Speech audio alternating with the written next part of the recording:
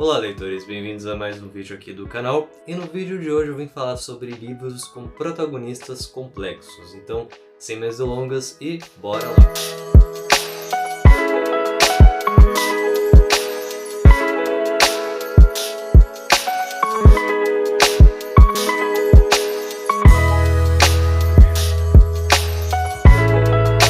Bom, convenhamos que livros com personagens complexos, com protagonistas complexos, é o que não falta. No entanto, para os livros que eu vou apresentar neste vídeo, eu decidi colocar personagens que, apesar de suas diferenças, possuem algo em comum. E esse algo em comum é a sua constante busca em pertencer a algum lugar. São personagens que, por algum motivo, são deslocados. Por esse motivo, eles acabam mergulhando em suas próprias angústias. Bem, eu acredito que o livro que mais consegue sintetizar o que eu estou querendo dizer com essa lista de hoje é Querida Combine, da Sayaka Murata. Bom, esse é um livro que foi publicado originalmente no Japão no ano de 2018 e se trata do 10º livro publicado por essa autora. Bem, nessa pequena história narrada em primeira pessoa, vamos conhecer a nossa protagonista chamada Keiko, uma mulher de 36 anos que não tem uma vida lá muito estabilizada, pelo menos de acordo com os padrões daquela sociedade.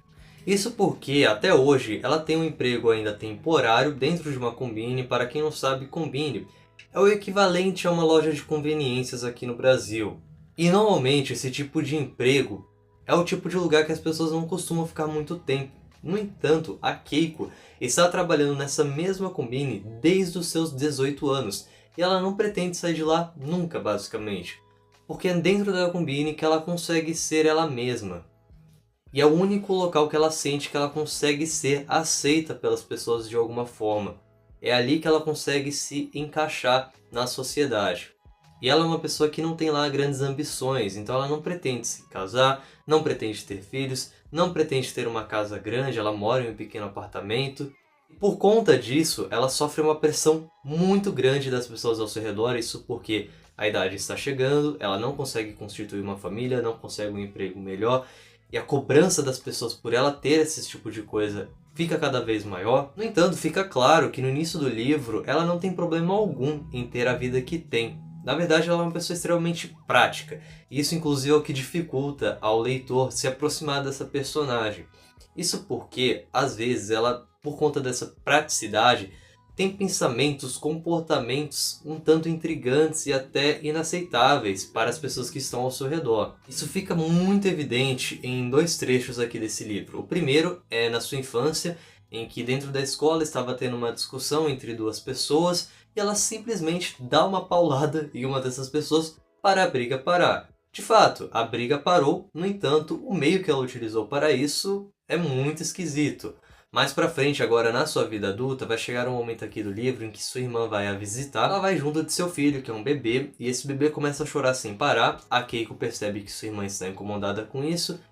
A Keiko olha para uma faca, olha para o bebê, e isso não fica muito claro aqui no livro, mas dá a entender que ela pensou em matar aquele bebê para fazer ele parar. Ele de fato pararia o choro, só que o meio que ela pensou para isso não é nem um pouco convencional. Então ela é assim essa personagem que tem pensamentos, comportamentos bem questionáveis. Ela é uma pessoa que tem uma relação muito próxima com essa Combini, isso fica muito evidente no seguinte trecho. Cumprimentei com assertividade, exatamente no mesmo tom anterior, e peguei a sua cesta. Naquele momento, pela primeira vez, eu fazia parte do mundo. Acabo de nascer, pensei. Sem dúvidas, aquele dia marcou meu nascimento como uma peça no mecanismo do mundo. Então foi a primeira vez que ela se sentia pertencente a algum lugar e ela se sentia encaixada na sociedade. Mas desde então ela não conseguiu evoluir muito nisso. Bem, eu falei para vocês anteriormente que no início do livro ela estava satisfeita com a vida que levava, não se importava muito com as opiniões das pessoas, mas a pressão ao seu redor para ela encontrar um rapaz, para ela constituir uma família vai ser tão grande que ela vai começar a buscar obedecer esses padrões. E é a partir desse momento que a sua vida vai virar de cabeça para baixo. Ela vai conhecer um rapaz ainda mais desajustado do que ela. E é nesse momento que ela vai começar a questionar, será que eu realmente preciso obedecer essas regras? Eu preciso ser como as outras pessoas? Será mesmo que existe só um caminho a ser seguido? E é justamente esse o principal questionamento que a Keiko tem e que o livro levanta. que é ser normal? E o livro se torna ainda mais interessante quando a gente vai pesquisar um pouquinho a biografia da autora e descobre que ela também trabalhou em uma Combine. Então, de certo modo, as vivências que a autora teve estão dentro desse livro. Existe uma certa conexão entre ela e a personagem. E isso já me traz um gancho para falar do próximo livro para vocês, que também tem uma certa conexão com o próprio autor, e foi o livro que me inspirou a fazer essa lista. Eu estou me referindo a Declínio de um Homem, de Osamu Dazai. Essa foi uma das últimas leituras que eu realizei, inclusive fiz um vlog de leitura para ele aqui no canal. E nesse vlog eu falo que eu encontro muitas semelhanças desse livro com um outro livro também que eu li, que vai estar presente nessa lista, que é A Redoma de Vidro, de Sylvia Plath. Isso porque ambos são livros que trazem muito das características do próprio autor. Na verdade, o protagonista de ambas as obras são, de certo modo, uma representação de seus próprios autores. Inclusive, ambos, na vida real, tiveram um final muito trágico, eles se suicidaram muito cedo, pouquíssimo tempo depois de terem escrito essas obras. Declínio de um Homem é um livro dividido em 3 partes, em 3 cadernos diferentes, que narram a vida do nosso protagonista, chamado Yoso, desde sua infância até mais ou menos ali a sua meia-idade. Desde o início do livro fica claro que esse é um personagem que ele sempre buscou ser feliz, mas nunca encontrou a real felicidade. Isso porque ele nunca conseguiu ser ele mesmo para as pessoas. Ele sempre teve uma dificuldade muito grande de criar vínculos, justamente pelo medo das pessoas ao seu redor. Ele sempre teve muito receio de ser desaprovado pelas pessoas. E um modo que ele encontrou, ainda na infância, de se socializar com as pessoas ao seu redor, foi sendo um palhaço da turma. Apesar dele não ser uma pessoa com uma natureza positiva, bem-humorada, ele criou, de certo modo, esse personagem para conseguir, de uma certa forma, se encaixar em alguns grupos. Então, conforme o seu desenvolvimento, ele foi cada vez mais se distanciando do seu verdadeiro eu. Ele de fato criou uma casca realmente para conseguir se proteger do mundo. No entanto, conforme o livro vai avançando e ele vai crescendo, ele percebe que ele não está conseguindo mais sustentar esse personagem que ele mesmo criou. E é a partir desse momento que ele vai começar a se desesperar cada vez mais, ele vai começar a criar certos vícios. Seus relacionamentos com as mulheres também é muito complicado, muito complexo. Isso porque toda vez que ele começa a criar uma relação mais íntima com essas mulheres, ele faz de tudo para fugir delas. Isso porque ele tem muito medo que elas o manipulem ou que elas o enganem de alguma forma. Ele as rejeita para não ser rejeitado.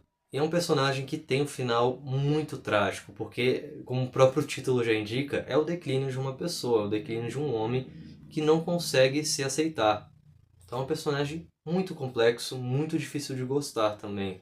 Em A Redoma de Vidro também vamos conhecer uma personagem que é muito inspirada na própria autora. Então aqui a gente vai acompanhar a vida da Esther, uma garota de 19 anos que está fazendo um estágio em uma revista muito importante em Nova York. Então digamos que ela estava no auge da sua vida, um momento para conhecer muitas coisas novas, ter novas experiências. No entanto, o que era para ser um momento de alegria, de descobertas, vai acabar se tornando um momento de muitas dificuldades a serem enfrentadas. Isso porque, nesse período, ela vai começar a desenvolver a sua depressão e ela não conseguirá lidar com isso. Por esse motivo, ela vai se sentir cada vez mais distante das pessoas, do mundo ao seu redor, e começará a se afundar cada vez mais em seus pensamentos extremamente mórbidos. Diferentemente de Querida Combine e Declínio de um Homem, que são livros mais diretos ao ponto, não tem uma escrita muito poética ou floreada, A Redoma de Vidro, da Sylvia Plath, tem uma escrita mais floreada, mais poética, justamente pelo fato da escritora ter escrito muitos poemas. Na verdade, o foco dela era em escrever poemas. O único romance que ela publicou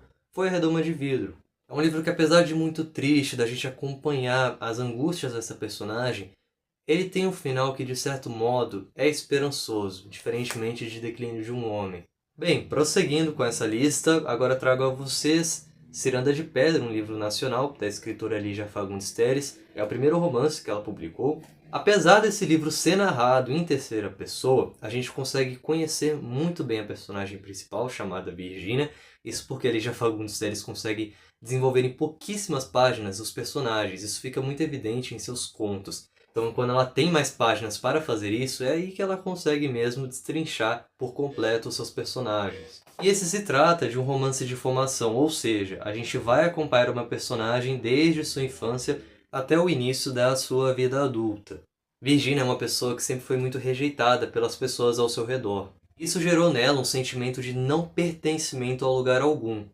Então, durante a sua infância, ela acaba transitando entre dois ambientes diferentes. Um é a casa da sua mãe, que após se separar de seu pai, acabou se casando com outro rapaz, e esse rapaz era o seu amante em seu antigo casamento. Um outro ambiente que ela acaba frequentando é justamente a casa do seu pai. No entanto, diferentemente de suas irmãs, ela não fica na casa do pai, e sim na casa da mãe. E o seu pai vive em um casarão, então ele tem uma vida cheia de regalias, algo que a Virginia anteriormente tinha e acabou perdendo por morar com a sua mãe.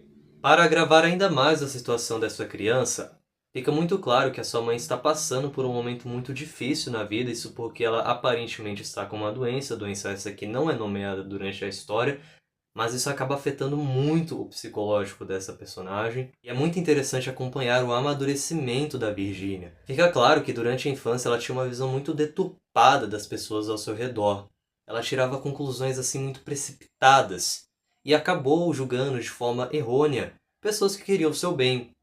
E aquelas pessoas que ela costumava venerar, ela percebe com o tempo que na verdade estavam somente a rejeitando.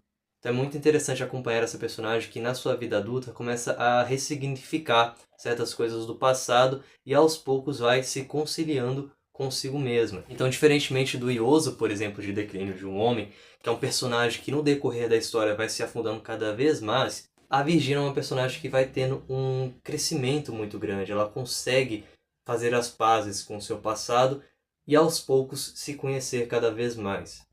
Bem, para finalizar o vídeo de hoje, trago a vocês o livro Flores para Algernon. Bem, nessa história a gente vai conhecer o personagem chamado Charlie. Charlie é uma pessoa que no início do livro ele tem um QI extremamente baixo. Isso faz com que ele não consiga ter uma noção muito clara das interações que ele tem. No entanto, tudo vai mudar a partir do momento em que ele vai passar por uma espécie de experimento que vai aumentar muito o seu QI, e é a partir desse momento que ele vai se dar conta do como as pessoas o tratavam. Então, todos aqueles que ele achava que eram seus amigos, que achavam ele engraçado, ele percebe que na verdade eram pessoas cruéis, que o maltratavam, que se aproveitavam dele por conta do seu QI abaixo da média. Então é muito triste acompanhar o desenvolvimento desse personagem que começa a se dar conta do como o mundo de fato o enxergava. E a forma com a qual ele vai lidar com isso também é muito interessante, o que torna esse personagem ainda mais intrigante e complexo.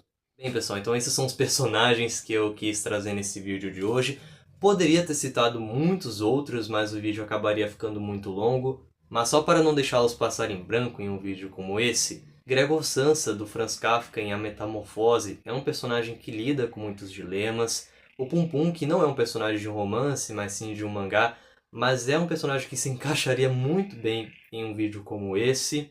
Ou até mesmo um outro romance da escritora Sayaka Murata, chamado Terráqueos, que não tem só uma protagonista complexa, mas todos os personagens daquele livro são extremamente intrigantes. Enfim, eu quero que vocês agora deixem aqui nos comentários outros personagens que poderiam ter entrado nessa lista. Comentem se você já leu algum desses livros e o que achou deles. Qualquer observação também que você tenha a fazer esse vídeo, pode ficar à vontade para realizar nos comentários.